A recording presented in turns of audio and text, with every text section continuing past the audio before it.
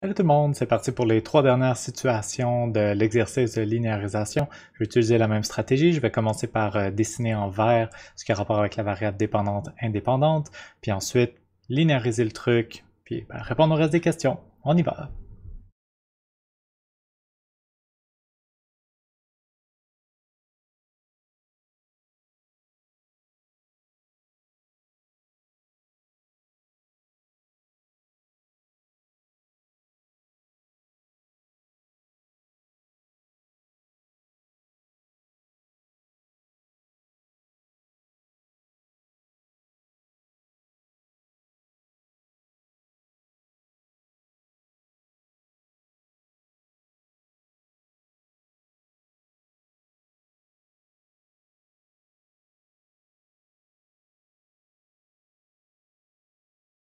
Et voilà, déjà terminé pour le premier problème.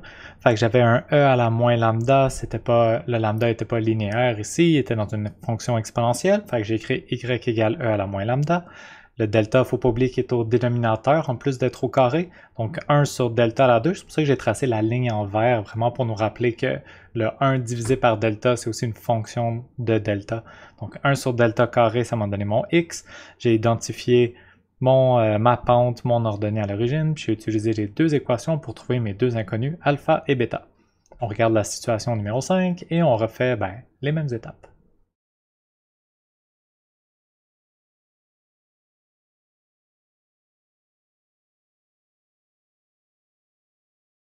Ok, ici je remarque que ma variable dépendante et indépendante sont du même côté de l'équation. Je vais juste la réorganiser pour mettre ma dépendante, le bêta, tout seul de son côté. Fait que je vais juste envoyer tout ça de ce côté-là, ça va devenir un négatif, puis il va me rester bêta sur 2.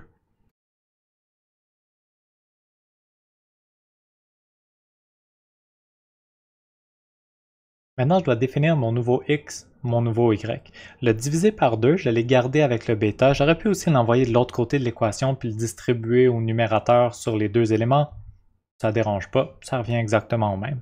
Quand je vais définir mon nouveau y, le diviser par 2, je ne l'ai pas écrit en vert parce que comme j'ai dit, le 2, j'aurais pu l'envoyer de l'autre côté si je veux. C'est juste une constante, c'est une constante connue, c'est le chiffre numéro 2. Fait que quand je définis mon nouveau y, je peux choisir de l'inclure bêta sur 2 ou sinon le diviser par 2, je pourrais l'envoyer de l'autre côté, soit l'inclure dans mon x, soit non. Fait que moi, ce que je vais choisir de faire, c'est prendre bêta sur 2 de définir comme ça mon nouveau y.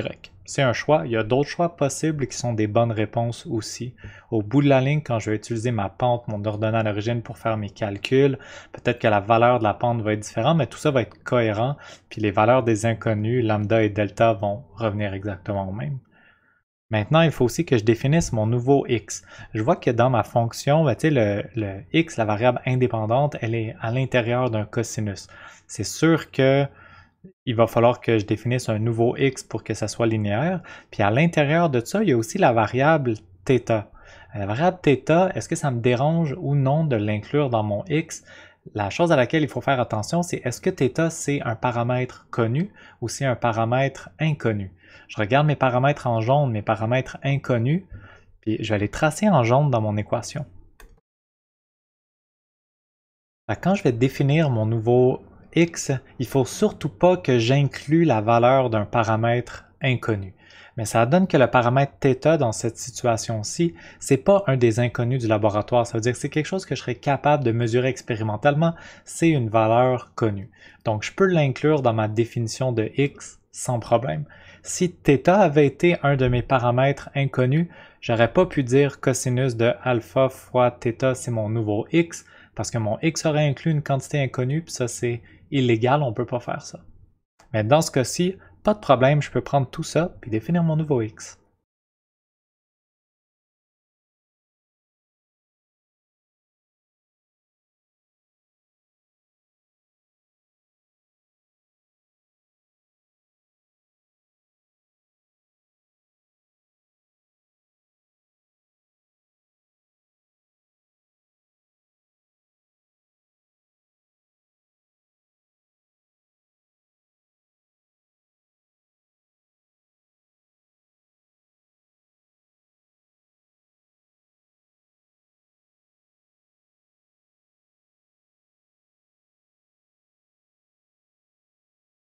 Et voilà, j'ai réussi à trouver la valeur de mon delta et de mon lambda, mes deux paramètres inconnus. Il va me rester juste la situation numéro 6 qui est un petit peu plus difficile à traiter. Voici la dernière situation, la situation numéro 6. Je vais commencer par la même chose que d'habitude, écrire mes variables en vert.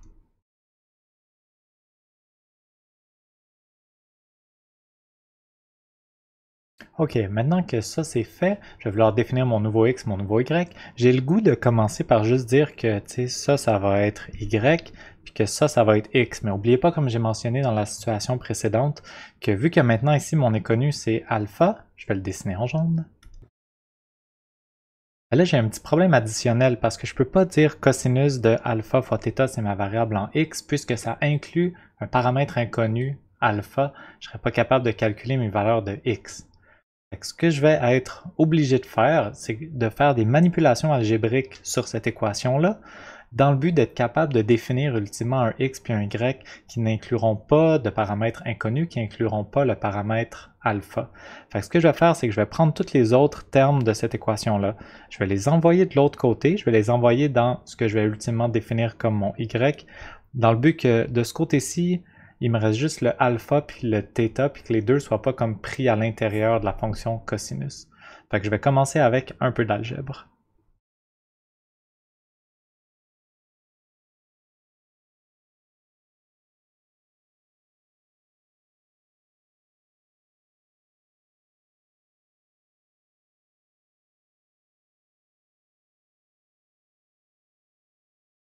Ok, je suis arrivé au but du jeu ici.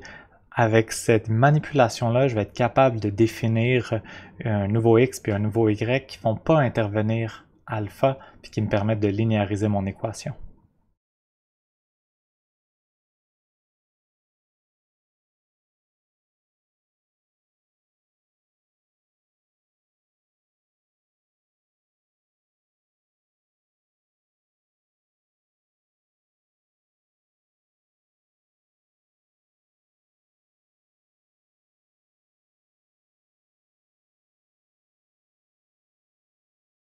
Et voilà, on a réussi le problème. Fait que là, il y avait juste quand même des manipulations algébriques à faire pour être capable d'identifier un nouveau x qui n'inclura pas la valeur du paramètre alpha.